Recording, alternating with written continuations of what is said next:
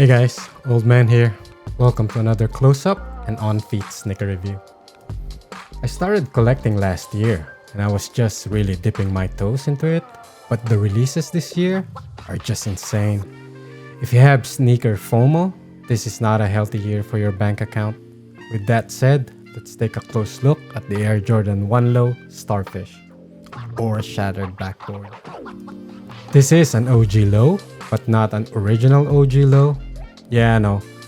Apparently, the original OG lows have bigger swooshes and more eyelets than this. So most of the OG lows releases this year are not really OG lows.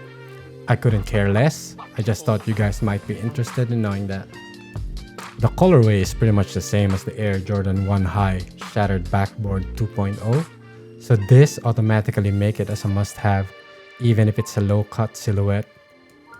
There's just something about the Shattered Backboard orange on any of the classic Jordan silhouettes. It just works. I think this is also one of the trend for me, acquiring the decent but inferior version of the grail level colorways and silhouette that I like. Anyway, I was expecting the materials to be the same or better than the ghost greens. Why? Well, because I have both of them and might as well compare them. Feet comfort wise when you wear them, I think the ghost greens are better. It's composed of a much softer leather than the Starfish. They're just not the same quality. Granted that the ghost greens uses nubuck on the leather wrappings, I was expecting the base to be the same at least. I don't think the quality of the Starfish is bad, it's just different, but the leather feel on the ghost greens seem way better. I guess we'll only know once they're both well worn in.